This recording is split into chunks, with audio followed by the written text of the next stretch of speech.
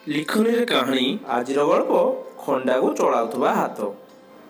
जड़े बणिक कौन एक दूर स्थान को जाऊे बाटरे पड़ा राजा राजधानी जोटी थिला राजा उवास। बणिक जाई राजा को साक्षात कले एवं कथबार्तार राजा हृदयंगम करें जे से जड़े उत्तम स्वभाव व्यक्ति।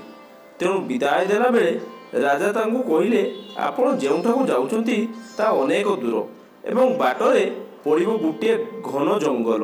से जंगल रे जड़े दस्यु उत्पात करुछि देखुछि आपण निरस्त्र।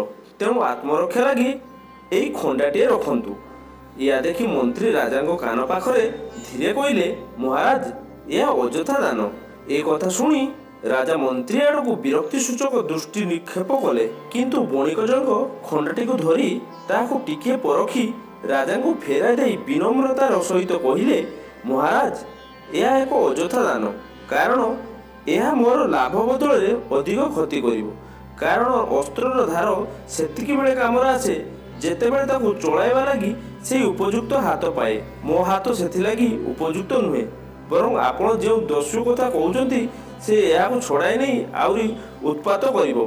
राजा एबे मंत्री को कथा को मर्म बुझी पारिले। तापर से कहले ठीक अछि मु आपनक सहित एई खंडा चलाउ पारुतबा भली हाथ मध्य पठाउछि।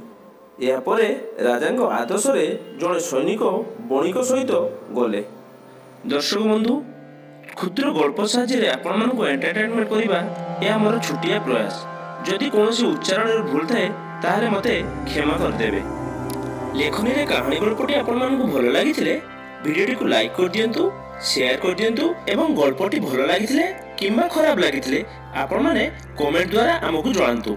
आपण मानकर कमेंट आम पई बहुत गुरुत्वपूर्ण। दर्शक बंधु एमिति भल भल गल्प शुणिया को चाहूतिले चैनल टी को सब्सक्राइब कर दियंतु एवं पाखरे थिबा बेल आइकन को दबाई दियंतु जा फल रे वीडियो रो प्रथम नोटिफिकेशन आपण पाई परिबे। दर्शक बंधु पुणी आउथरे देखा लेखनी रो कहानी रे आ गुटे अध्याय रे से पर्यंत रहूची। नमस्कार।